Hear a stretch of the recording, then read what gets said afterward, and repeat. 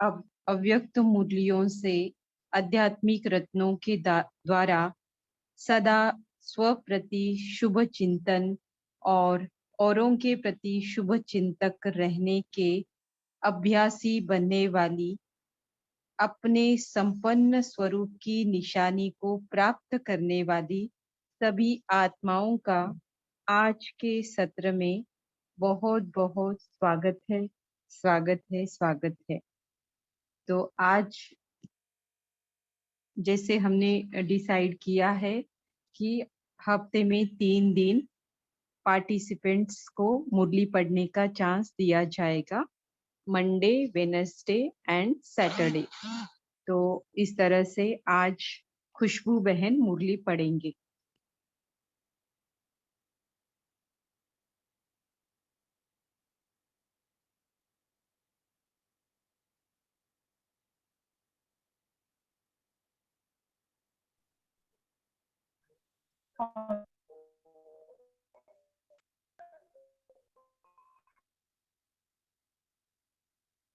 खुशबू बहन, आप रेडी है? जी। हाँ जी। तो आज की मुरली में बाबा ने बताया है कि कैसे विश्व कल्याणकारी बनने के लिए शुभ चिंतन और शुभ चिंतक बनना बहुत जरूरी है। तो यह जो कहावत है ना, स्व कल्याण में ही स्व परिवर्तन में विश्व परिवर्तन समाया हुआ है। तो पहले हम स्वयं के प्रति कल्याण की भावना रखेंगे, अर्थात स्वयं के प्रति शुभ चिंतन करेंगे, तब ही हम औरों के प्रति भी शुभ चिंतक बने रह सकते हैं। लेकिन शुभ चिंतन हम कैसे करें? इसकी विधि क्या है, साधन कौन सा है? तो इसे अपनाने से फिर हम शुभ चिंतन करना सीख जाएंगे, और शुभ चिंतन करने से हमारे अंदर कौन से परिवर्तन आएंगे, अर्थात हम किसी भी आत्मा के संबंध संपर्क में आए, लेकिन उसको हमारा रिस्पांस कैसा रहेगा। हमारी जो वृत्ति रहती है कभी कभी किसी आत्मा के प्रति घृणा, ईर्ष्या, या फिर उपकार करने वालों पर हम उपकार बड़े आसानी से कर पाते हैं, लेकिन कोई आत्मा हमारे साथ अपकारी बन के सामने आती है तो उस समय हमें उसके साथ भी उपकार करना बड़ा मतलब चैलेंजिंग होता है।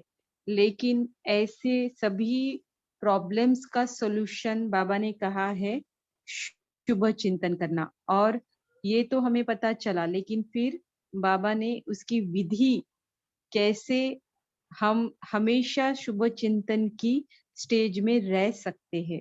जो हमेशा शुभ चिंतन की स्टेज में रहेगा वही शुभ चिंतक की स्टेज में भी ठहर सकेगा, है ना। तो आगे और फिर हम बताएंगे, पहले मुरली सुनते हैं खुशबू बहन से। अभी आप रेडी है खुशबू बहन? आवाज आ रही है? जी जी। ओम शांति दीदी। हाँ, ओम शांति पढ़िए। ओम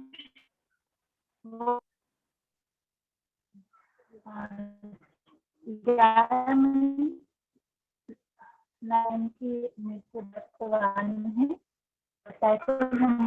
संपन्न दीदी वॉइस नहीं आ रही इनकी। आवाज नहीं आ रही है। कुछ चेंज कर कर देखिए, मतलब अगर हेडफोन लगाया है तो निकाल कर वगैरह। खुशबू बहन, आपकी आवाज क्लियर नहीं आ रही है।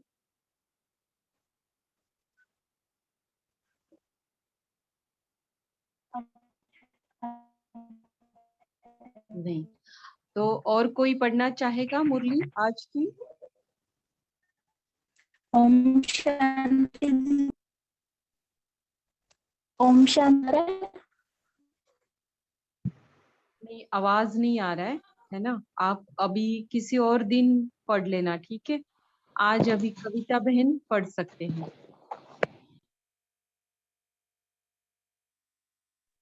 जी दीदी, ओम शांति। ओम शांति। हाँ, आज की मुरली का डेट है 11 मई 77 की और शीर्षक है संपन्न स्वरूप की निशानी, शुभ चिंतन और शुभ चिंतक। बाप समान संपूर्ण स्वरूप बच्चों को देख बाबा बोले, बाप दादा सदैव बच्चों को संपूर्ण स्वरूप में देखते हैं। हर एक बच्चा बाप समान आनंद, प्रेम स्वरूप, सुख, शांति स्वरूप है। जैसे बाबा आनंद के सागर हैं, प्रेम के सागर है, तो हम स्वरूप हैं। हर एक के मस्तक से, नैनों से क्या नजर आते हैं? बाबा यहाँ क्वेश्चन कर रहे हैं।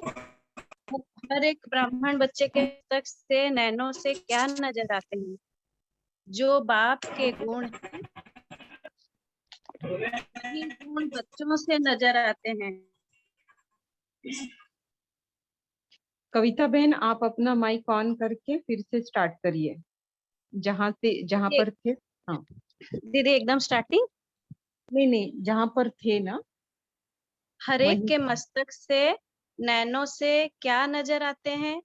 जो बाप के गुण है, वही गुण बच्चों से नजर आते हैं।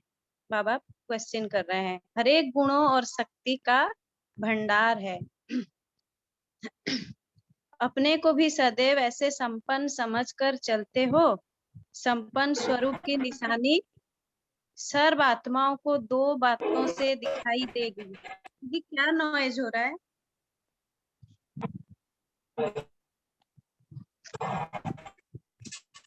खुशबू बहन, आप अपना माइक म्यूट कर लीजिए। बाबा बाबा यहाँ पे बोल रहे हैं, जो संपन्न स्वरूप आत्माएं होंगी, उनकी निशानी क्या होगी? दो बातों से दिखाई देगी। वह दो बातें कौन सी है? ऐसी संपन्न आत्मा सदैव स्वयं प्रति शुभ चिंतन में रहेगी, यानी हमेशा समर्थ संकल्प करेगी, अपने प्रति शुभ चिंतन में रहेगी और अन्य आत्माओं के प्रति शुभ चिंतक रहेगी। तो शुभ चिंतन और शुभ चिंतक, यह दोनों ही निशानियां संपन्न आत्माओं में दिखाई देंगी। संपन्न आत्मा के पास अशुभ चिंतन व व्यर्थ चिंतन स्वतः ही समाप्त हो जाता है, क्योंकि शुभ चिंतन का खजाना सत्य ज्ञान ऐसी आत्मा के पास बहुत होता है। जैसे रॉयल फैमिली यानी कि राज्य परिवार के बच्चे अशुभ चिंतन व व्यर्थ चिंतन के पत्थरों व मिट्टी से नहीं खेलते। शुभ चिंतन के लिए कितना अथाह खजाना मिला है, उसको जानते हो ना? बाबा बोल रहे हैं, जो शुभ चिंतन के लिए आप बच्चों को इतना खजाना मिला है, आप उसको जानते हो ना? अखूट खजाना है ना? शुभ चिंतन अर्थात समर्थ संकल्प। तो समर्थ और व्यर्थ दोनों इकट्ठे नहीं रह सकते, जैसे रात और दिन इकट्ठे नहीं होते। अमृत वेले उठते और आंख खोलते ही क्या शुभ संकल्प व चिंतन करना है, यह भी बाप ने सुना दिया है। बाबा बोल रहे हैं, यह भी बाबा ने डायरेक्शन दे दिया है कि अमृत वेले उठते ही, आंख खुलते ही आपको क्या शुभ संकल्प करना है। जैसे अमृत वेले शक्तिशाली बाप के स्नेह सहित शुभ संकल्प करेंगे,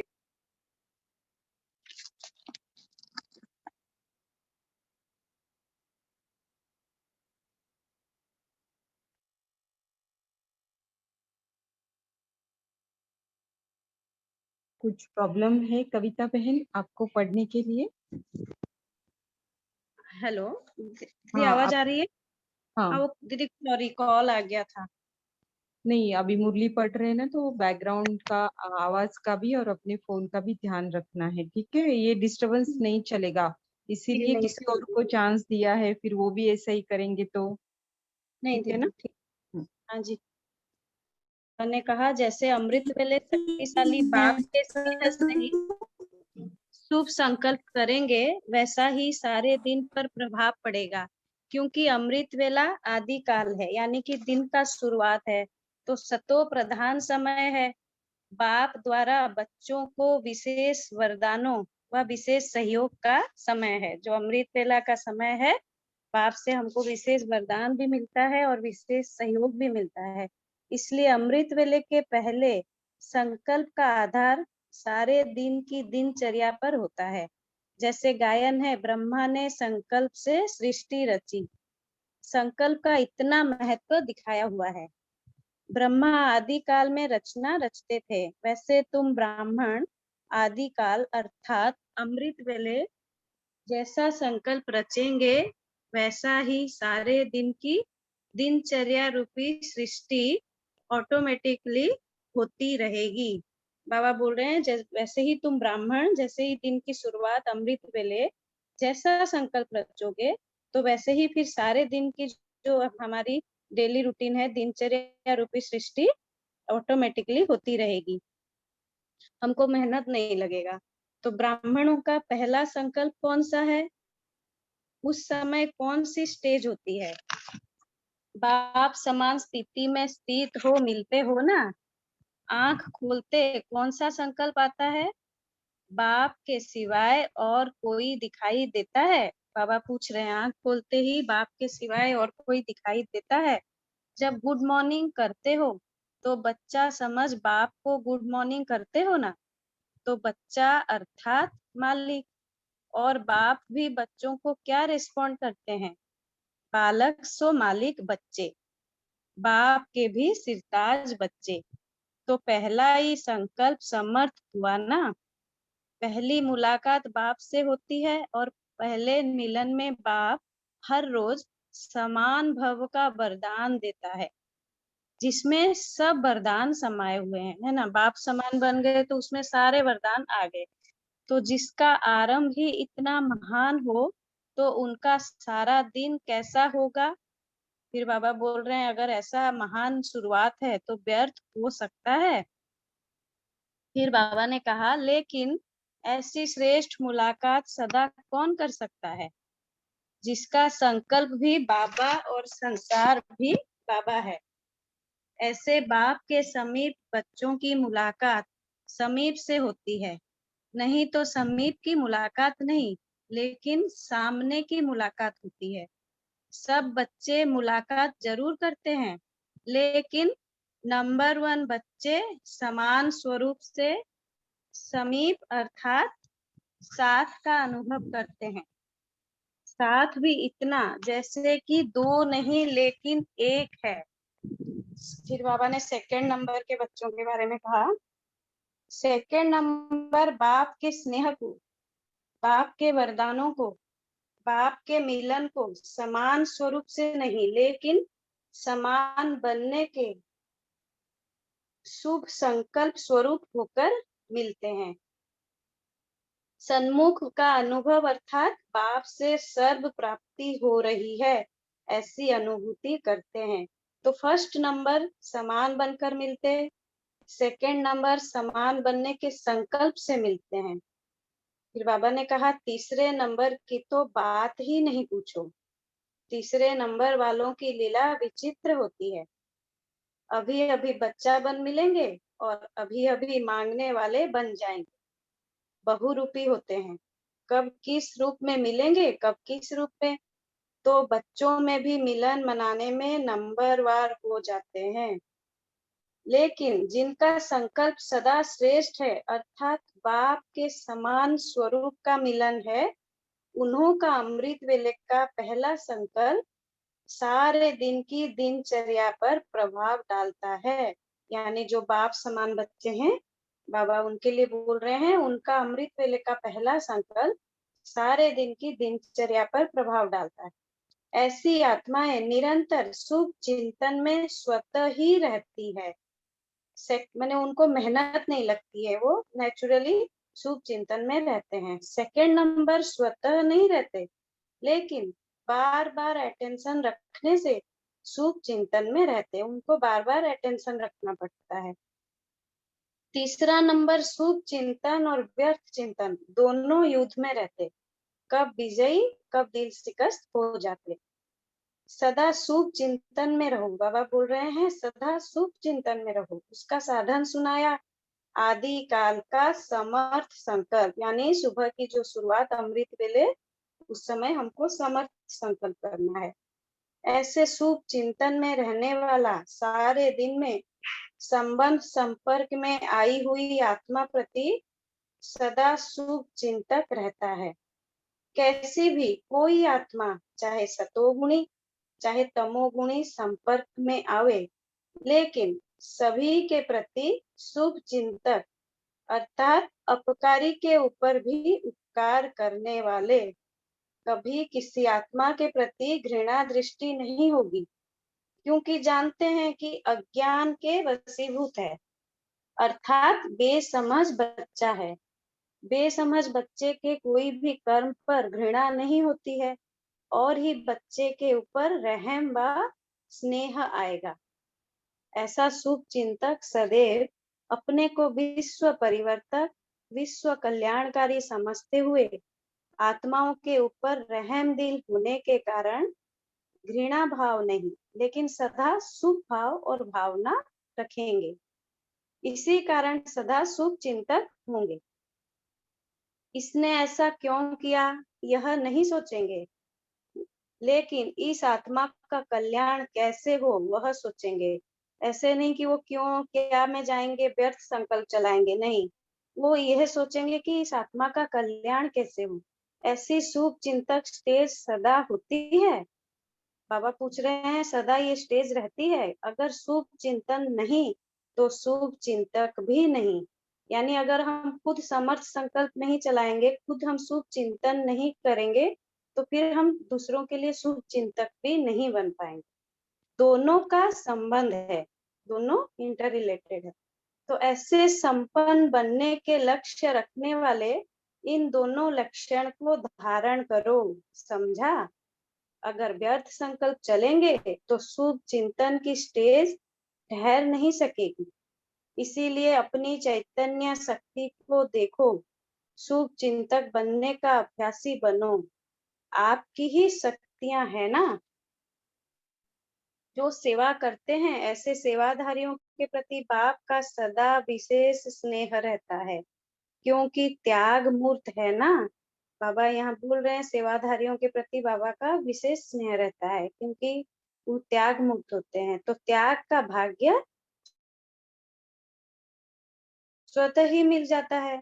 क्या और कैसे मिलता है उसको जानते हो?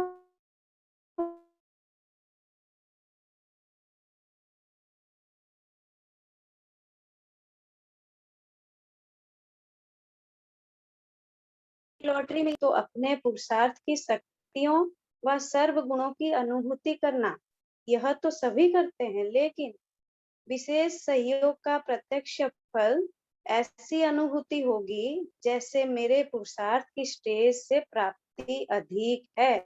यानी पुरुषार्थ जितना किया, मेहनत जितना किया, उससे कई गुना ज्यादा प्राप्ति की फीलिंग आएगी। जिस अनुभूतियों के पुरुषार्थ का लक्ष्य बहुत समय से रखते आए, वह अनुभूतियां ऐसे सहज और पावरफुल स्टेज की होगी जो ना चाहते हुए मन से यही निकलेगा कि कमाल है बाबा की, मैंने जो सोचा भी नहीं कि ऐसा हो सकता है वह साकार में अनुभव कर रहे हैं। तो ऐसे बाप के विशेष वरदान की प्राप्ति का अनुभव सहयोगी आत्माओं के को होता है ना। जो सहयोगी आत्माएं हैं उनको यह प्राप्ति का अनुभव होता है। ऐसे अनुभव जीवन का एक विशेष यादगार रूप बन जाता है। अच्छा, अब बाबा बच्चों को स्वमान के सही याद प्यार दे रहे हैं।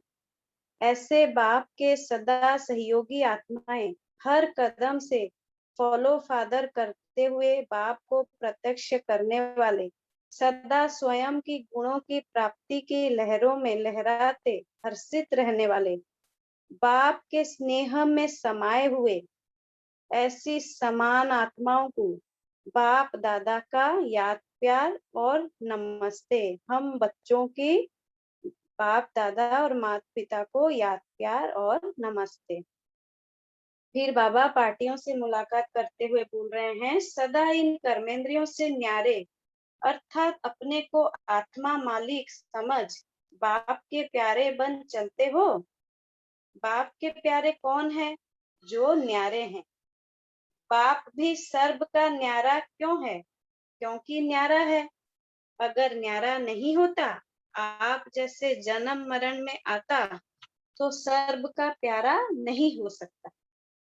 तो आप भी सब बाप के प्यारे तब बनेंगे जब सदा अपने को शरीर के भान से न्यारे समझकर चलेंगे, यानी हमेशा आत्मिक स्थिति में रहेंगे, तो फिर हम बाप बाप के भी प्यारे बनेंगे।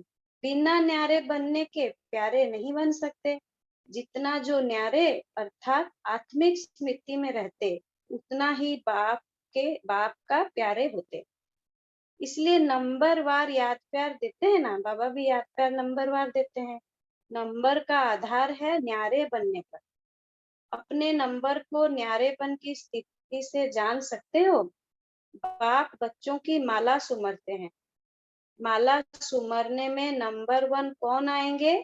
जो न्यारे अथवा समान होंगे। ऐसे नहीं हम तो पीछे आए हैं, हमको कोई जानते नहीं है।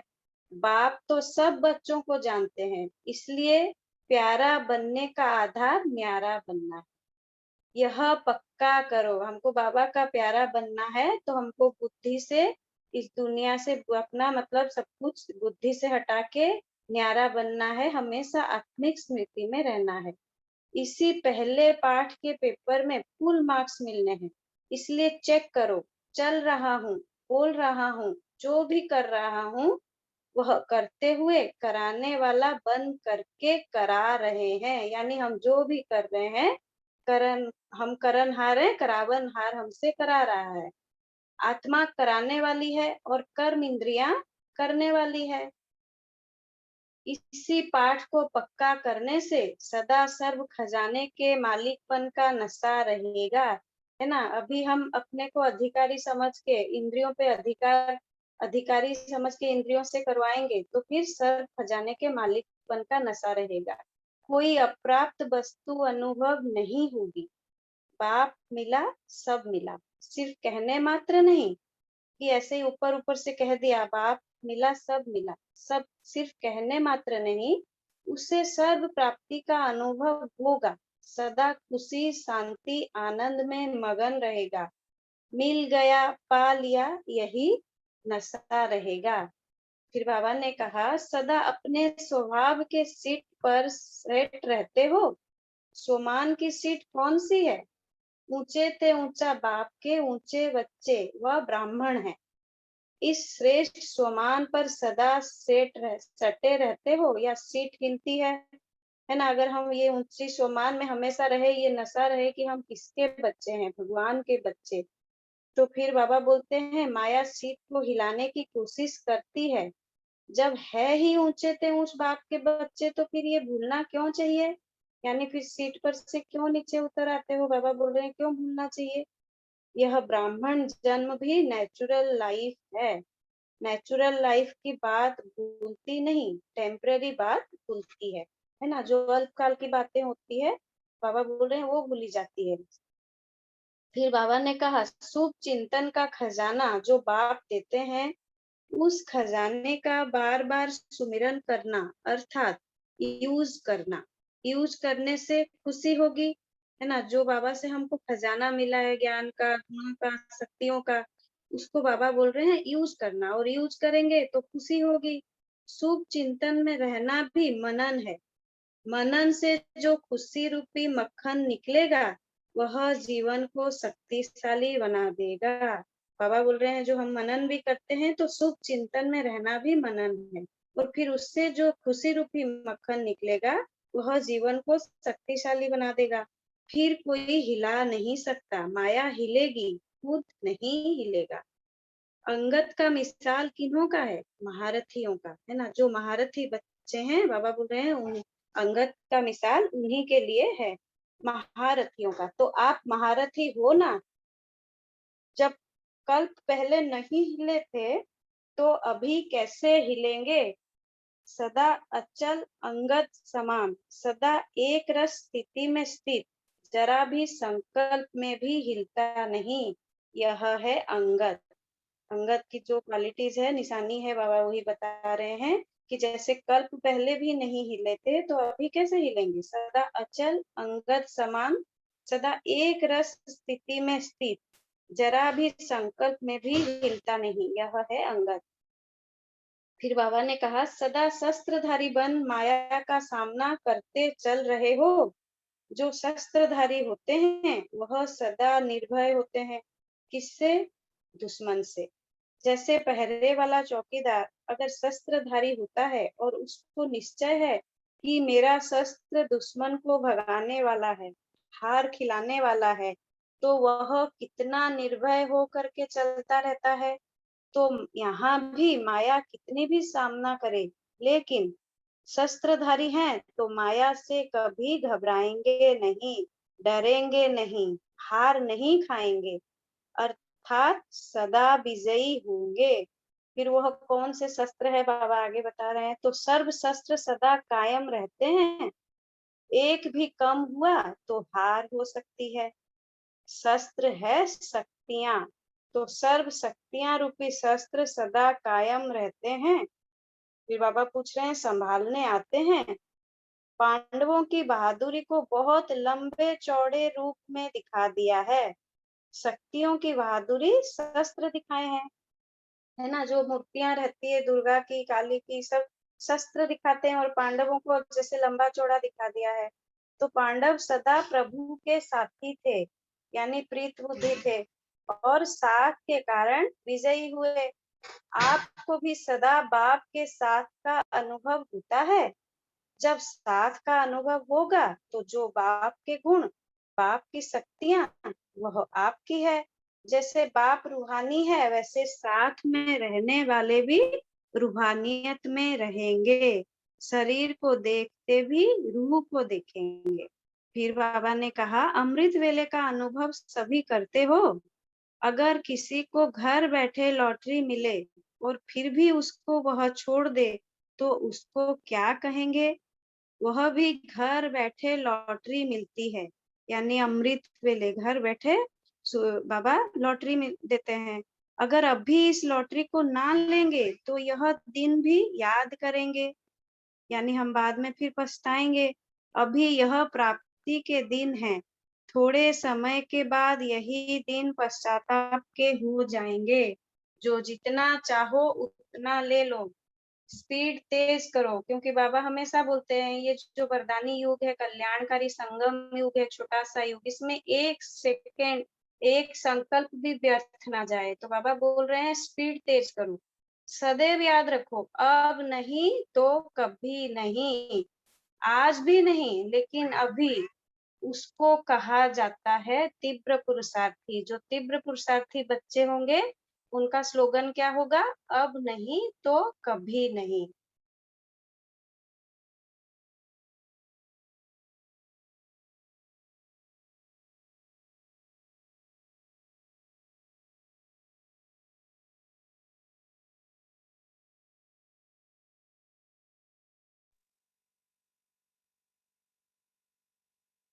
दीदी आवाज नहीं आ रही है? हाँ जी दीदी, इनकी आवाज नहीं आ रही है। जी, तो आगे मैं पढ़ रही हूँ अभी। घर चलने की तैयारी की है। तैयार होना अर्थात सब रस्सियां टूटी हुई हो, तो सब टूटी हुई है। अगर रस्सियां टूटी हुई होगी तो घर जाएंगे नहीं, तो जन्म लेना पड़ेगा। अगर रस्सियां टूटी हुई नहीं होगी, तो क्या यहाँ नहीं शब्द प्रिंट नहीं हुआ है शायद, नहीं होगी तो घर जाएंगे नहीं, जन्म लेना पड़ेगा। सर्विस में समाप्ति की है। ज्यादा उलझने वाले रहे हैं या संदेश वाले? जब तक विश्व को संदेश नहीं दिया तो विश्व कल्याणकारी नाम कैसे पड़ेगा? फिर तो इंडिया के कल्याणकारी हुए। पूरे विश्व के नहीं बल्कि इंडिया के कल्याणकारी हुए। इतने अभ्यासी हुए हो कि कुछ भी हो सहज ही शरीर से निकल जाए। यह प्रैक्टिस है। कोई भी संबंध व संस्कार कसम कसा न करे, वरना खींचे नहीं। जाना तो सबको है, लेकिन एक जाएंगे सहज, एक जाएंगे युद्ध करते करते। तो जाने के लिए तैयार हो, यह तो ठीक, लेकिन सहज जाएंगे ये तैयारी है? डायरेक्ट जाएंगे या वाया जाएंगे? धर्मराजपुरी कस्टमपुरी है। अगर कुछ साथ में रह गया तो कस्टम में रुकना पड़ेगा।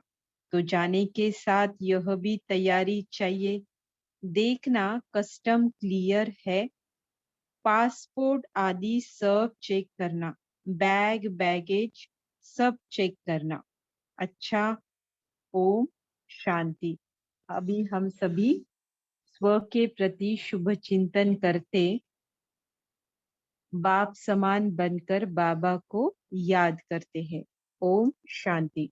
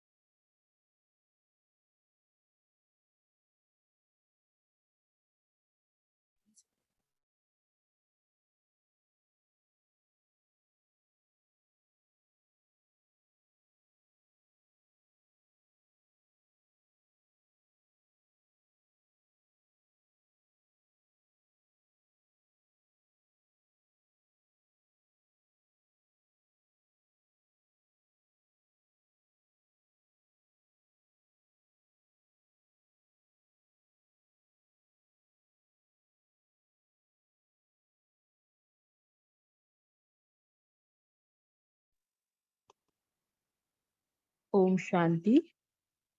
कुछ जरूरी बातें बतानी थी मुरली पढ़ने के लिए, है ना।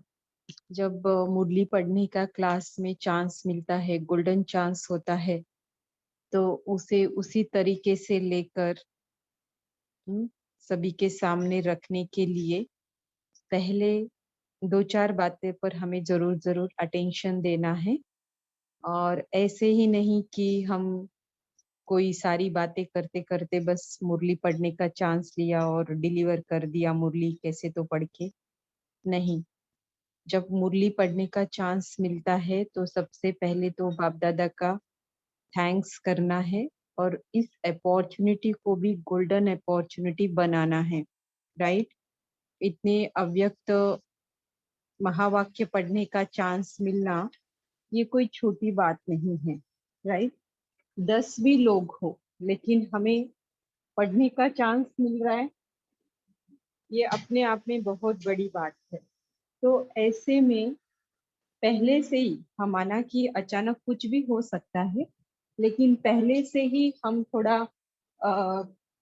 इसलिए मैं सबको बोलती हूँ कि 10 मिनट पहले ज्वाइन होना है। तो ज्वाइन होकर क्या करना है, अपने सारे इंस्ट्रूमेंट्स है, अपने सारी एकांतवासी बनकर सब कुछ ऐसी छोटी छोटी बातों को ध्यान में रखकर, किसी का फोन आए, है ना, और आप घर की कुछ बातें करें या फिर बाहर बैकग्राउंड में आवाज आए, ऐसे में मुरली पढ़ रहे, ये ऐसा अगर कंडीशन है तो चांस मिलता भी है तो नहीं लेना है। राइट। तो ये सभी बातों का ध्यान रखना है। इसके बावजूद एक्सीडेंटली उस मोमेंट पे कुछ हो जाता है वो बात अलग है, लेकिन जैसे ही चांस मिलता है तो क्लास शुरू ही, और 5-5 मिनट में हर वक्त वेस्ट नहीं करना चाहती कि ये है वो है ऐसा। तो जैसे क्लास स्टार्ट होता है उसी समय आप 10 मिनट पहले से ही जुड़े हुए होते हो, तो आपको रेडी रहना है। और ध्यान रहे कि मुरली पढ़ते समय, सुनते समय, क्लास अटेंड करते समय आप एकांत में रहो। बच्चे हैं, कोई और मेंबर्स है फैमिली के, उनको पहले से ही बता के रखो। बाबा इधर पूरा एवर रेडी समेटने की बात करते हैं मुरलियों में, हम एटलीस्ट 1-1.5 घंटा तो रेडी होकर बैठे। राइट।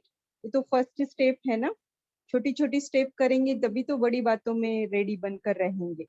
काम सबके रहते हैं, सभी कोई खाली है, इसीलिए अव्यक्त मुरली की क्लास नहीं करते हैं। राइट। तो इस तरह से कुछ बातें समझकर इस गोल्डन चांस को लेना है और गोल्डन बनाना है, स्वयं के लिए भी और औरों के लिए भी, है ना। तो पूरा एंजॉयमेंट ऐसे ही मिलेगा। छोटी छोटी बातों का इंटरप्शन हम कर रहे हैं, हमें कोई और कर रहा है, तो ये थोड़ा डिसिप्लिन को क्या करता है, हिला देता है। तो क्लास में डिसिप्लिन रखने के लिए पहले स्वयं को डिसिप्लिन में ढालना है और इस तरह से सहयोग देना है अच्छे से अच्छा और डिसिप्लिन करने में। क्योंकि साकार मुरली की क्लास, चलो कोई भी मुरली की क्लास है, दैट मीन्स सबसे ऊंच से ऊंच पढ़ाई की क्लास चल रही है, राइट। तो हमारा उस तरह से अटेंशन होना चाहिए, डिवोशन होना चाहिए, मेंटल डिवोशन, है ना। और यही हमारा मतलब वेस्ट तो नहीं जाएगा ना, ये सारी बातें जितना हम एंजॉय कर रहे हैं, इंटरेस्ट ले रहे, इन्वॉल्व हो रहे, पार्टिसिपेट कर रहे, ये सारी बातें हम स्वयं के भाग्य बनाने के लिए ही तो कर रहे हैं ना। तो ढंग से करना है, ठीक है। और किसी को इंटेंशनली कुछ नहीं कह रही हूँ, ओवरऑल जनरल इंस्ट्रक्शंस है। क्योंकि फिर मुरली पढ़ते समय ऐसा नोट होता है तो उस समय मैं सोचती हूँ कि देख देख के सीखेंगे और सीख भी रहे हैं। तो इस तरह से कुछ बातों का ध्यान जरूर रखना है, ताकि जो नए लोग आते हैं फिर उनको लगना चाहिए कि कितना डिसिप्लिन क्लास में चलता है, सब कुछ करते भी है। अब नो डाउट 99% सभी करते हैं, है ना। तो 1% कुछ हो जाता है, तो इसीलिए वो भी ना हो। तो आज जो बाबा ने बताया, कल की मुरली में बाबा ने संकल्पों की पवित्रता को संपूर्ण पवित्रता बताया था, राइट। अब उसी बात को, संकल्पों की ही पवित्रता को बाबा ने आज की मुरली में अलग स्वरूप में बताया है। अलग स्वरूप में बताया है कि संपन्न संपन्न बनने की निशानी संपूर्ण पवित्रता तो है ही, फिर संपन्न स्वरूप की निशानी बाबा ने कहा शुभ चिंतन और शुभ चिंतक। तो ये जो संपन्न आत्मा है, उन दोनों उनमें ये दोनों ही निशानियां जरूर जरूर दिखाई देगी, है ना। कि वो हमेशा शुभ चिंतन में ही रहेंगे और इसीलिए फिर औरों के प्रति भी शुभ चिंतक वो बन सकते हैं। तो बाबा ने देखा कि हर एक के मस्तक से, नैनों से क्या नजर आते हैं। जैसे बाप के गुण हैं वही बच्चों के आते हैं क्या, ऐसा बाबा पूछ रहे। मतलब बाबा को ये एक्सपेक्टेशन हम बच्चों से है, हर एक गुण और शक्ति का भंडार है बाबा। तो वैसे ही अपने को भी ऐसे गुण और शक्ति का स्वरूप बनकर समझ कर चलना है। चलते हो, ऐसे बाबा पूछ रहे हैं। अगर संपन्न स्वरूप बनना है तो आप में दो बातें जरूर दिखाई देगी। एक तो वो स्वयं प्रति सदा शुभ चिंतन में रहेंगे और अन्य आत्माओं के प्रति शुभ चिंतक रहेंगे। तो सबसे पहला तो यही है ना, हमारा कॉन्फिडेंस जो बढ़ता है, जो पहले भी होगा, लेकिन विनाशी बातों के आधार पर कॉन्फिडेंस डेवलप करना और अविनाशी प्राप्तियों के आधार पर सेल्फ कॉन्फिडेंस डेवलप करना, इसमें बहुत अंतर है। तो ये अविनाशी प्राप्तियां कैसे होती है, और स्वयं के, उसका बिगनिंग ही है स्वयं के प्रति श्रेष्ठ सोचना, है ना। औरों के प्रति तो हम इसकी क्लास अच्छी है, ये फलाना अच्छा है, इनमें ये विशेषता है, ये तो हम नोट करते हैं या फिर कभी हो जाता है हमें। लेकिन हम स्वयं के प्रति कितना अच्छा सोचते हैं, हमेशा मेरे प्रति शुभ चिंतन रहता है क्या। तो इनडायरेक्टली कहेंगे ना, तो पहला जो पार्ट है आत्मा का, फिर मन बुद्धि संस्कार की जहां बात आती है, फिर मन में जो 4 प्रकार के विचार आते हैं, तो उसमें पॉजिटिव थॉट्स मतलब क्या है। पॉजिटिव थॉट्स माना ही संपूर्ण पवित्रता है, पवित्र संकल्प है। और पॉजिटिव थॉट्स माना ही सदा स्व के प्रति शुभ चिंतन करना और फिर औरों के प्रति शुभ चिंतन करना। ये दोनों ही प्रोसेस मतलब पॉजिटिव थॉट्स के अंडर ही आती है। अब इसका सोर्स है अध्ययन। किस बात का अध्ययन? मुरलियों का अध्ययन, जो हम सभी कर रहे हैं। क्योंकि सोर्स कुछ तो चाहिए ना, हम अच्छा सोचेंगे सिर्फ ऐसा बोलने से नहीं चलेगा, लेकिन स्वयं के प्रति मैं हूं ही ऐसा। बाकी विनाशी बातों के आधार पर हम स्वयं को श्रेष्ठ समझते सोचते हैं ना, तो उससे हम अहंकारी बन जाते हैं, राइट। फलानी गाड़ी है, इतनी प्रॉपर्टी है, इतना घर है, मेरे बच्चे ऐसे ऐसे क्वालिफाइड है, मेरे युगल है मेरे साथ, मतलब ये सब कुछ जो आइडेंटिटी के आधार पर हमारे अंदर जो कॉन्फिडेंस होता है ना, विनाशी बातों के आधार पर वो हमारे अंदर अहंकार उत्पन्न करता है। लेकिन फिर वही मैं कौन, मेरा कौन, है ना, सारे जो अविनाशी बातें हैं, नॉलेज, ट्रू नॉलेज के जो ट्रेशर्स है ना, आध्यात्मिक जो रत्न है, हाँ, उसका चिंतन करने से, उसका मनन करने से, उसकी गहराई में जाने से, और ये जाने को आना ही एक इटसेल्फ मतलब इंडिकेट करता है कि आप कितनी श्रेष्ठ आत्मा हो, कितनी ऊंच पद वाली आत्मा हो, और कितना आप ज्ञान को अच्छी रीति से पुरुषार्थ करने में लगे हुए हो। तो ये सबसे पहले ये सारी बातें स्वयं के प्रति शुभ चिंतन में ही आ जाती है। अब जब जिसको ये आ रहा है, हाँ, सारा मन में सारा दिन वही चलता रहता है, तो फिर औरों के प्रति भी देखते हुए अलग प्रकार के संकल्प उत्पन्न होंगे ही नहीं। जैसे हमारी दृष्टि इतनी क्लीन है, हमारा थर्ड आई इतना क्लीन हो गया, जो औरों के प्रति भी हमें दिखाई देते हुए भी उसका असर नहीं होगा। समझ तो आता है लेकिन असर नहीं होगा। एंड सेकेंड थिंग कि बाबा ने बताया कि इसका कल्याण कैसे होगा, या फिर ये कितनी अच्छी है, या फिर इसमें क्या, इसके तरफ ही नजर जाएगी। और ये सारी बातें हमारी स्थिति बनाने के लिए हमें मदद करेगी। अब देखना कि थोड़ा सा हम किसी के प्रति व्यर्थ चलाते हैं तो उसको तो कुछ फर्क पड़े ना पड़े, लेकिन हमारी स्थिति पर उसका असर जरूर जरूर दिखाई देता है। तो व्यर्थ चल रहा है माना संपन्नता थोड़े कदम तो दूर है, और व्यर्थ नाम मात्र है तो संपन्नता नजदीक है। संपन्न स्वरूप जो हमारा, हमें बाबा जो कहते हैं ना कि लक्ष्मी को वरते हैं, अपने आप को मुंह देखो अपना आईने में कि आप लक्ष्मी को वरने लायक बने हो। अर्थात क्या है, ये कोई स्त्री पुरुष के लक्ष्मी नारायण की बात नहीं है। अपना ही संपन्न स्वरूप जो है सूक्ष्मतन में, क्या उसकी तरह आप बने हो। जैसे कल भी मैंने कहा था कि मेरा जो बेस्ट वर्जन है, टॉप मोस्ट वर्जन, 84th वाला जो फर्स्ट जन्म है, 84 जन्म में से सबसे पहले फर्स्ट, और उसके भी पहले मेरा जो फरिश्ता स्वरूप, उसको मैंने प्राप्त किया है। ये मतलब होता है कि लक्ष्मी को वरने लायक बने हो क्या, हाँ, पूछने का मतलब ये है।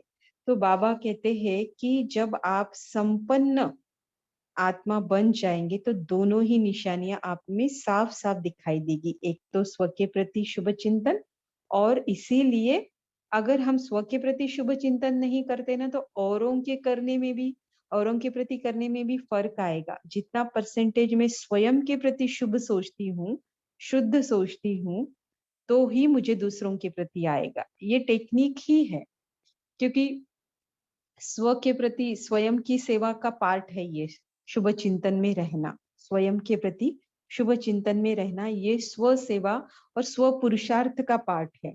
तो बाबा कहते हैं कि फिर ऐसी आत्मा के पास अशुभ चिंतन, व्यर्थ चिंतन स्वतः ही समाप्त हो जाता है, क्योंकि शुभ चिंतन का खजाना इतना है, उसी में इतना बिजी है, जो फिर बाकी बातों के लिए उनके पास समय ही नहीं रहता। फिर रॉयल फैमिली का बाबा ने यहाँ पर एग्जाम्पल दिया कि कैसे वो रहते हैं, मिट्टी से पत्थरों से नहीं खेलते, उनके खिलौने और खेल भी कैसे होते हैं, रॉयल होते हैं, अन्य से अलग होते हैं। फिर माना क्या है, संकल्प, शुद्ध संकल्पों के साथ हम खेल रहे। तो ब्रह्मा बाबा को देखो, अंतिम जन्म में भी वो क्या बने थे, हीरों के व्यापारी।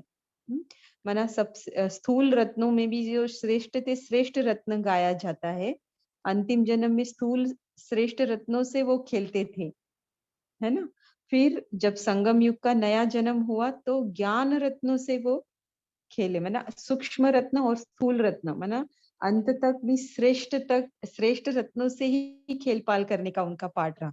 तो तत्वम हम सभी का भी वैसा ही, भले हीरो के व्यापारी नहीं है, लेकिन सूक्ष्म रत्नों का अर्थात ज्ञान रत्नों का व्यापार तो हम कर ही सकते हैं, तो फिर कर भी रहे हैं। फिर बाबा ने कहा कि ये अलग रहस्य बताया, ब्रह्मा ने संकल्प से सृष्टि रची। इसका रहस्य बहुत अलग ढंग से आज की मुरली में बाबा ने स्पष्ट किया है। हमें तो पता चला कि शुभ चिंतन अर्थात क्या है, समर्थ संकल्प करना। तो अब इस समर्थ संकल्प को कैसे स्टोर करना है? अब ये तो कोई मार्केट तो है नहीं कि चलो भर के ले लिया और मन में डाल दिया, नहीं, इतना इजी भी नहीं है और इसका कोई मार्केट भी है नहीं, राइट?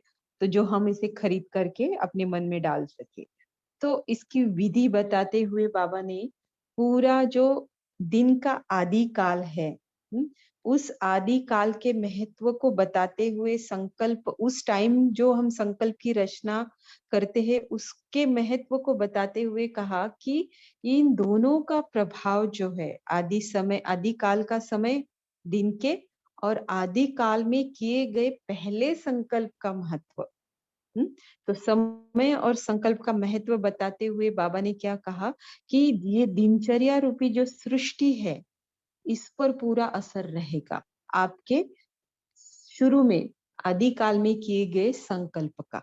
तो ब्रह्मा बाबा ने क्या किया, अब जो समय चल रहा है संगम के एंड का चल रहा है, माना सतयुग के संगम के दो पार्ट है ना?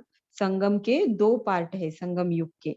एक आधा पार्ट कलयुग, कलयुग खत्म हुआ और जस्ट संगम स्टार्ट हुआ, वो स्टार्ट होने से लेकर मिड में फिर 50 साल के बाद जो संगम है वो जैसे सतयुग के प्रारंभ का संगम है ना, नजदीक गए ना हम उधर।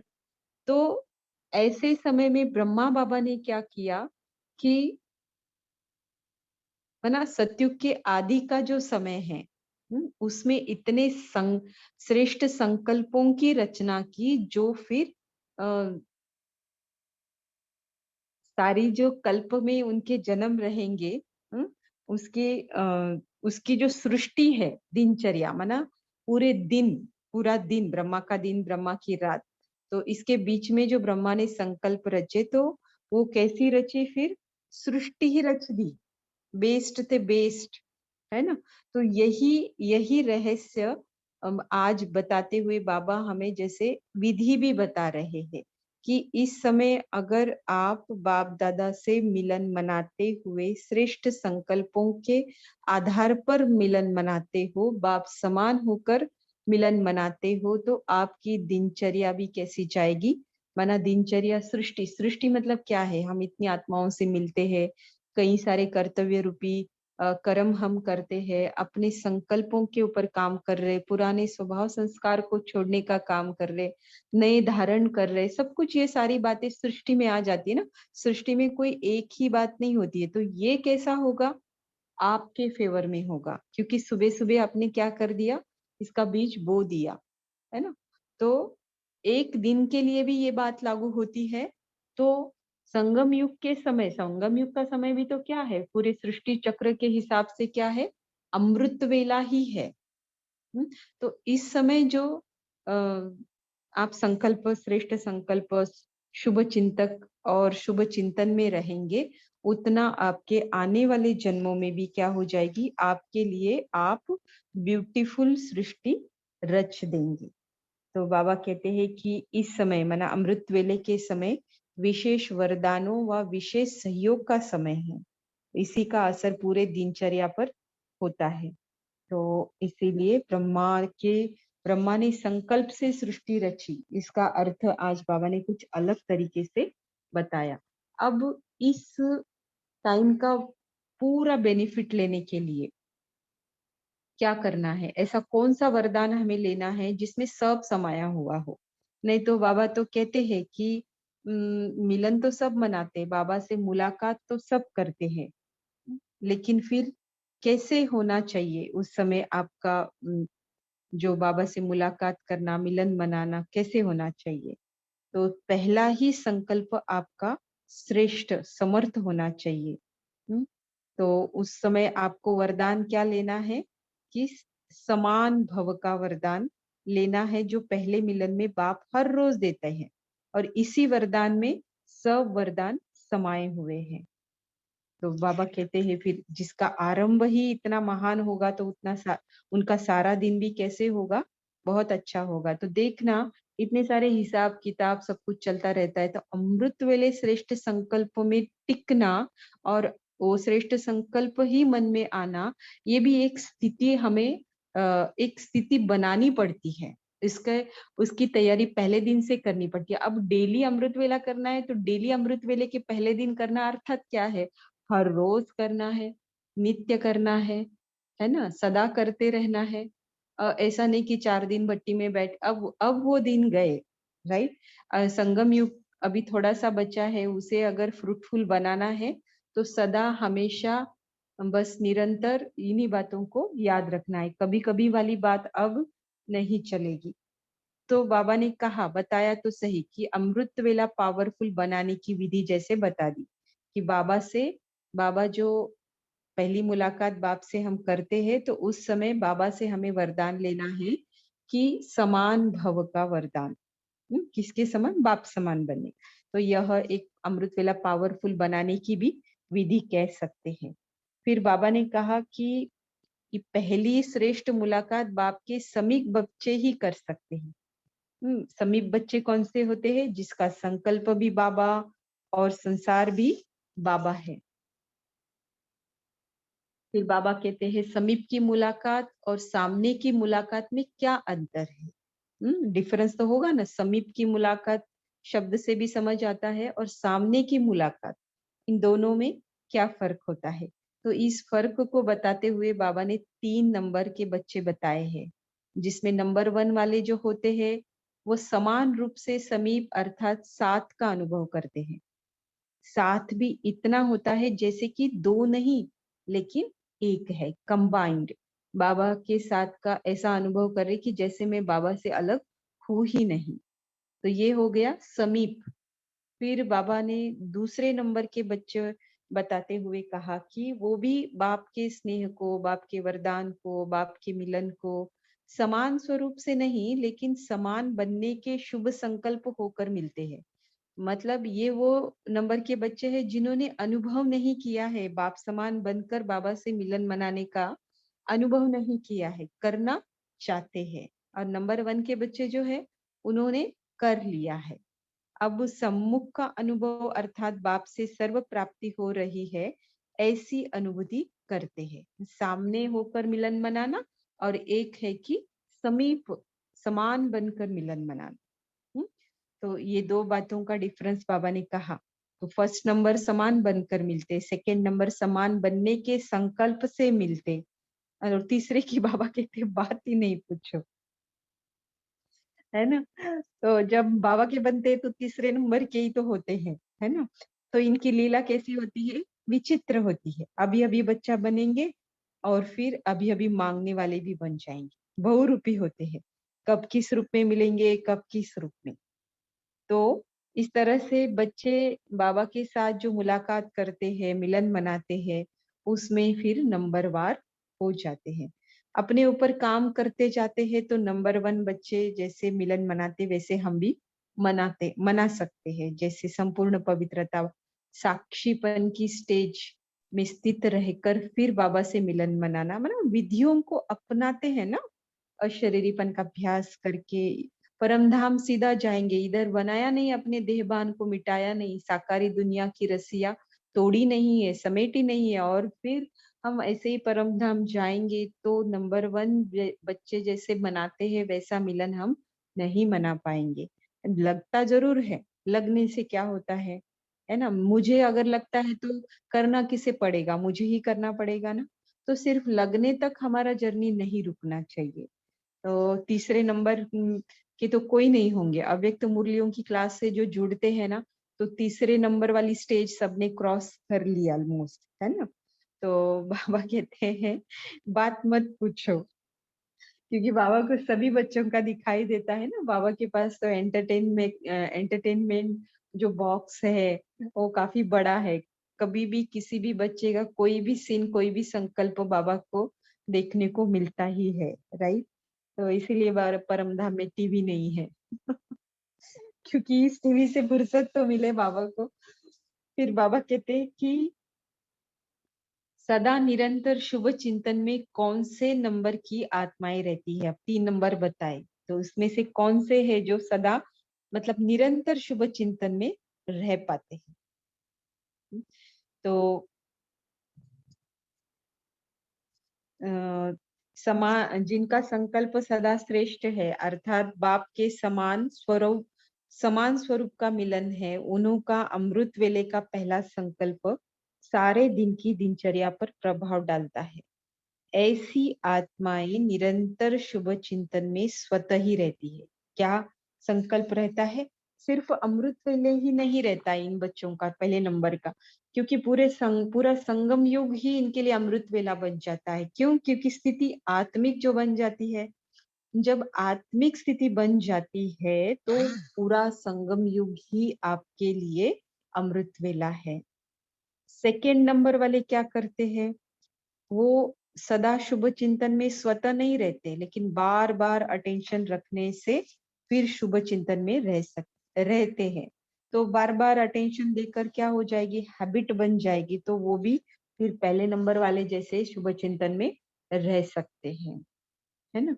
तो तीसरे की बाबा बात मत पूछो बोलते हैं, लेकिन फिर बताया है बाबा ने कि कैसे उनके अंदर द्वंद चलता है, युद्ध चलता रहता है।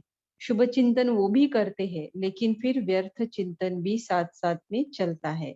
तो एक ये स्टेप है ना, तो धीरे धीरे धीरे जैसे हमारा मूल्यों का अभ्यास, अध्ययन, इन्वॉल्वमेंट, इंटरेस्ट, पार्टिसिपेशन या फिर मनन, राइटिंग, ये सब कुछ चलता है ना, तो ये एक विधि है शुभ चिंतन को अपने मन के अंदर स्व के प्रति बढ़ाने की, है ना? आप खुद भी देखो कि अ, आप खुद भी देखो कि कैसे मतलब जिस दिन हमें मुरली समझ आती है ना? या फिर मुरली की बातें बताई हुई हम प्रैक्टिकली कर रहे होते हैं, कर पाते हैं, तो उसकी जो खुशी होती है ना, ये इसका कोई पारावार नहीं है और इसका कोई कंपैरिजन नहीं है। स्वयं भगवान के महावाक्यों को हम समझ रहे हैं और उसे हम अप्लाई कर पा रहे हैं, तो इसकी बहुत बहुत खुशी है। और यही तो है ना अविनाशी खुशी, मतलब ऐसे नहीं कि आज आ रही है कल गायब हो रही है। ऐसे होते होते होते हम निरंतर प्रयास करते रहेंगे ना, स्वयं के प्रति शुभ चिंतन करना हम छोड़ेंगे नहीं, तो व्यर्थ चिंतन स्वतः ही कम कम कम होता जाएगा। तो तीसरा नंबर से छलांग तो हमें सभी को लगानी ही है। तो दोनों युद्ध में रहते हैं, व्यर्थ चिंतन और शुभ चिंतन। कब विजयी, कब दिल शिकस्त हो जाते हैं। तो बाबा कहते हैं कि सदा शुभ चिंतन में रहने के साधन को अपनाने से अपकारी के ऊपर भी उपकार कर सकेंगे।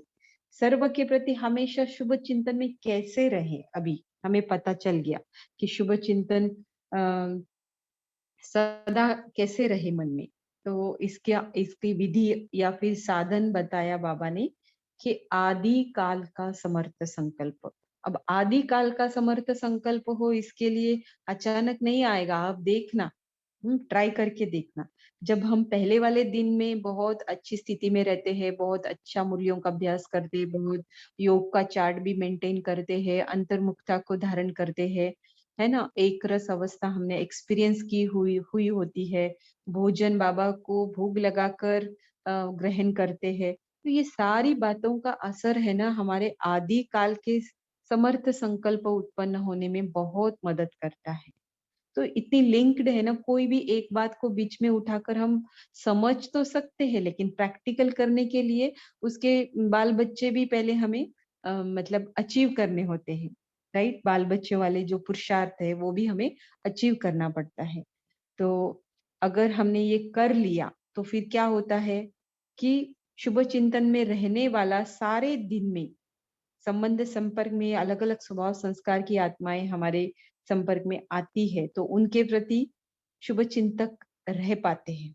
कैसी भी आत्मा हो, सतोगुणी हो, तमोगुणी हो, लेकिन सभी के प्रति हमारा शुभ चिंतक बन के रहना हमें आने लगता है। अपकार के ऊपर उपकार करना, किसी भी आत्मा के प्रति घृणा दृष्टि नहीं रहना, है ना?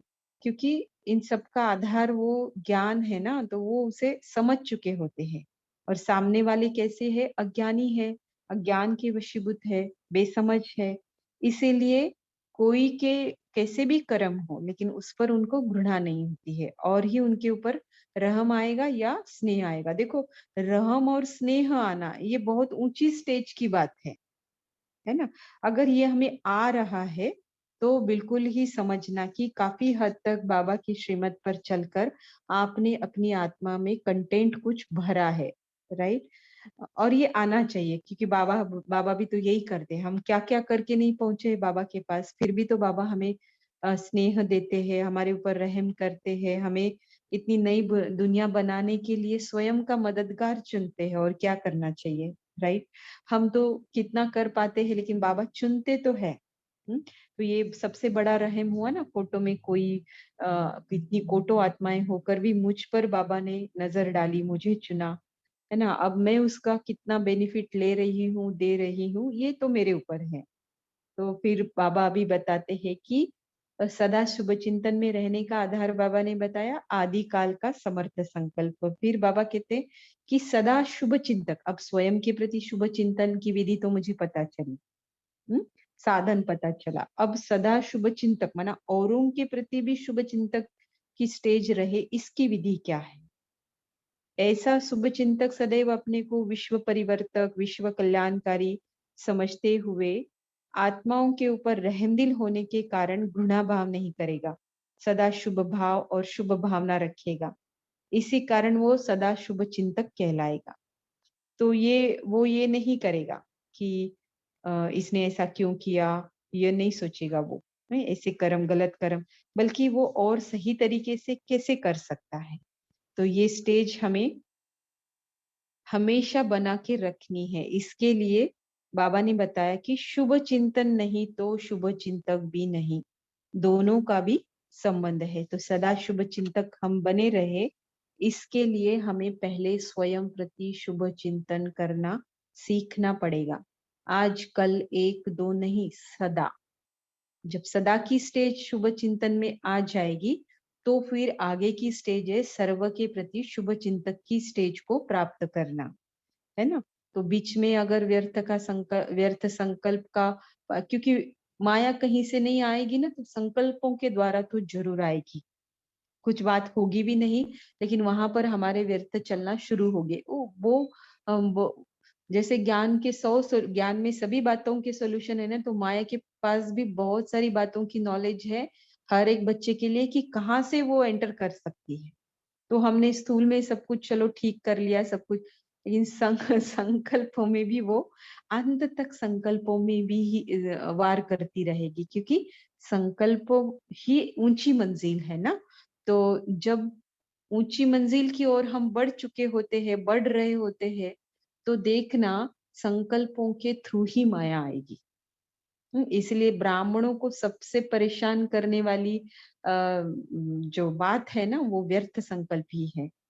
तो इसी के ऊपर काम करना, अर्थात सदा शुभ स्वयं के प्रति पहले सेल्फ कॉन्फिडेंस डेवलप हो, इस तरह से दिनचर्या, भोजन, संग, अंतर्मुखता, है ना, योग का चार्ट, इन सभी बातों को ध्यान में रखेंगे तो शुभ चिंतन की स्टेज, फिर सेकेंड स्टेज तक पहुंचना हमें बहुत बहुत आसान जाएगा।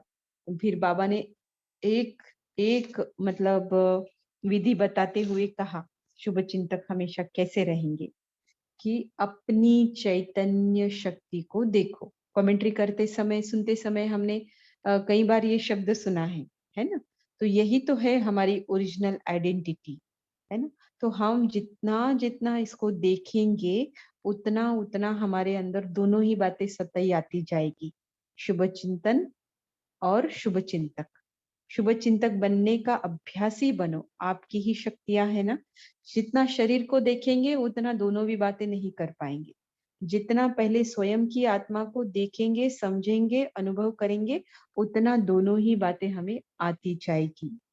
तो ये अभ्यास है, आज हमने स्टार्ट किया और आज ही सब कुछ नहीं, ये निरंतर कई महीनों से सालों तक ये अभ्यास करते रहना है। तो खुद को वो चेंज नोट होगा, कुछ महीनों में ही नोट होगा, फिर उसे मेंटेन रखने के लिए सालों मेहनत करनी पड़ेगी। मेंटेन करना भी अपने आप में बढ़ाना ही है, अब नीचे तो नहीं आ रहे, ये भी आगे बढ़ना ही है। फिर बाबा कहते हैं लास्ट में मुरली का बताते हुए कि कई बार ऐसे होता है ना कि विशेष सहयोग हमें मिल रहा है बाबा का, तो उसका प्रत्यक्ष फल हमें क्या अनुभव होगा कि ऐसे अनुभव हम करेंगे जैसे मेरे पुरुषार्थ की स्टेज से मुझे प्राप्ति कैसी हो रही है, अधिक मिल रही है। और जितना जिन अनुभूतियों के पुरुषार्थ का लक्ष्य बहुत समय से रखते आए हैं, ऐसे अनुभूतियां हम करेंगे, सहज रीति से करेंगे, और वो अनुभूतियां भी कैसे होगी, पावरफुल स्टेज की होगी। तो ये क्या है, प्रत्यक्ष फल है कि बाप दादा हमें विशेष सहयोग दे रहे हैं। फिर क्या होगा, इतनी पावरफुल स्टेज हो रही है, अनुभूतियां हो रही है जो सोची भी नहीं थी। हाँ, लक्ष्य जरूर रखा था, लेकिन कब प्राप्त होगी, हो रही है नहीं हो रही है, इसको हमने साइड में रखते हुए हम अपने प्रयास में लगे हुए हैं, है ना, एक्यूरेटली पुरुषार्थ को पकड़े हुए। तो क्या होगा, जो न चाहते हुए मन से यही निकलेगा, कमाल है बाबा की, मैंने सोचा भी नहीं कि ऐसे हो सकता है, और फिर वो हमें साकार में अनुभव हो रहा है। तो इस तरह से बाबा हमें सहयोग दे रहे हैं। इसका प्रत्यक्ष फल क्या होगा, किस स्वरूप में होगा, ये बाबा ने बताया। जैसे एक होता है मेहनत से कमाना, और दूसरा होता है अचानक कोई लॉटरी मिल जाए। तो मिलता तो दोनों को है, लेकिन फिर मेहनत से और अचानक, इसमें फिर फर्क पड़ जाता है। तो अपने पुरुषार्थ की शक्तियों व सर्वगुणों की अनुभूति करना, ये तो सभी करते हैं। पुरुषार्थ कर रहे तो उसका फल हमें शक्तियां और गुणों के रूप में तो अनुभव होता ही है। लेकिन मेरा पुरुषार्थ कम है और प्राप्ति अधिक है, इसका मतलब क्या है कि आपने एक्यूरेटली श्रीमत अनुसार पुरुषार्थ कर रहे हो, विधि पूर्वक पुरुषार्थ कर रहे हो। तो इसका परिणाम फल स्वरूप आपको बाबा प्रत्यक्ष फल के रूप में ऐसा देगा जो आपको खुद को महसूस होगा। जो अनुभूतियां बहुत मतलब विशेष है, असाधारण है, वो भी आप महसूस करेंगे, और इसके कारण माना आपकी पावरफुल स्टेज आपको महसूस होगी। तो कमाल है बाबा की, ऐसा अनुभव हम सभी को करना ही है। बाकी फिर पार्टियों से और इसमें भी बाबा ने बहुत अच्छी अच्छी बातें बताई है जो आप पढ़ सकते हैं। आज इतना टाइम हो गया, मुरली बड़ी थी ना, तो थोड़ा देखो, थोड़ा थोड़ा 5-5 मिनट भी टाइम जाता है ना, तो उसका असर फिर हमारी क्लास की दिनचर्या पर पड़ जाता है, राइट। तो आज की मुरली में अगर कोई भी क्वेश्चन है तो मैं सभी से अनुरोध करती हूँ कि बिंदास मुझे मैसेज कर सकते हैं। बाकी आज हमारे पास समय नहीं है कि हम एक एक पॉइंट को रिवाइज करें। अभी हम सीधा डायरेक्टली साकार मुरली से कौन सी पॉइंट्स मैच करती है आज की मुरली से, वो हम डिस्कस करेंगे। ओम शांति दीदी। जी, ओम शांति। ये जी दोनों मुरली की हेडलाइन मैच कर रही है। जैसे साकार मुरली में है कि तुम्हारे पास अविनाशी ज्ञान रत्नों का अथाह खजाना है, तुम उसको दान करो, तुम्हारे दर से कोई भी वापिस नहीं जाना चाहिए। और जो अव्यक्त मूल्य में है कि संपन्न स्वरूप की निशानी जो शुभ चिंतन और शुभ चिंतक है। यानी जो जब हम दूसरों को जैसे ज्ञान देने की जब भी सोचते हैं, तो अगर दूसरों के प्रति हमारे शुभ चिंतन और शुभ चिंतन उनके प्रति नहीं होंगे, तो फिर वो ज्ञान रत्नों का जैसे हम दान भी नहीं कर सकते हैं। पहले हमें शुभ चिंतन उनके प्रति रखना होगा कि उन जैसे हमें जो हमें मिला है तो दूसरों को भी मिल जाए, फिर जाकर हमें जो बाबा जो हमें जो अविनाशी ज्ञान रत्न देते हैं तो फिर हम दूसरों को भी दान कर सकते हैं। ऐसे दोनों मुरली मैच की हेडलाइन मैच कर रही है। जी जी, ज्ञान रत्न से संबंधित ही बातें दोनों में आई है। बोलिए सृष्टि बहन, बोलिए।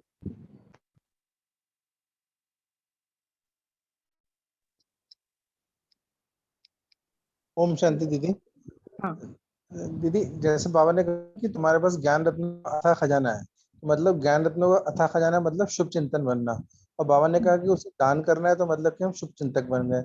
और बाबा ने कहा कि तुम्हें जो है अभ्यास करना है अशरीरी बनने का, और मैं जो है सर्व संबंधों की सैक्रीन हूँ। तो मतलब हमें जो है इस मुरली से यही हुआ कि न्यारे बनने के लिए बाबा ने कहा कि जितना हम न्यारा बनेंगे उतना ही हम बाप समान बनेंगे, और बाप के के प्यार में और रस में जो है मगन रहें। ओम शांति। जी जी, बहुत अच्छा। ये शुभ चिंतन और शुभ चिंतक का सार से कनेक्शन आपने बहुत अच्छा किया। हाँ, और क्या कहा बाबा ने? आज सेंटर को नया नाम दिया। Service station, service station. हाँ, आज बाबा ने सर्विस स्टेशन कहा, राइट? हाँ, बोलिए। और ओम कौन सी हाँ ओम शांति दीदी। दीदी, बाबा ने जो आज कहा है कि जो समर्थ संकल्प माना शुभ चिंतन कब कर सकेंगे ना, आत्मिक स्थिति में जब हम रहेंगे तब शुभ चिंतन कर सकेंगे। आत्मिक स्थिति में रहना माना अशरीर स्थिति का अशरीरपन के अभ्यास। और एक है घर जाने के लिए तैयार होना, अर्थात स्वयं सर्व रस्सियों से जो संपर्क है, जो सब रस्सियों से टूटी हुई होना चाहिए। तो इतना अभ्यासी होंगे तो सहज ही शरीर से निकल जाएंगे। ऐसे भी आज बाबा ने कहा है कि जो बाबा को निरंतर याद करने से शरीर भी भूल जाएंगे। ऐसे प्रैक्टिस करने से अंत में अशरीरी बन जाएंगे। जी। तो और भी बाप सबका तो प्यारा। ओम शांति दीदी। बोलिए। हाँ दीदी, आज बाबा ने बोला कि बाप के याद से ही कल्याण होना है, इसलिए जितना हो सके चलते फिरते बाप की याद में रहना है और बाप के सर्व संबंधों की रचना हमें लेती रहना है। तो ये पॉइंट मैच कर रहे हैं आज की मुरली से। जी। और जो बाबा ने क्वेश्चन आंसर में है कि विश्व का मालिक बनना है तो जरूर 63 जन्म का जो हिसाब किताब है उसे चुकता करने की मेहनत भी करनी पड़े। और जो हिसाब किताब को चुकता करने का पहला स्टेज जो होता है वो भी शुभ चिंतक और शुभ चिंतन जैसे होता है। दूसरों के प्रति अगर हम शुभ चिंतन नहीं करेंगे तो फिर उनको जैसे माफ करना हुआ कि खुद को भी माफ करना हुआ, ये भी दोनों काम भी नहीं होगा।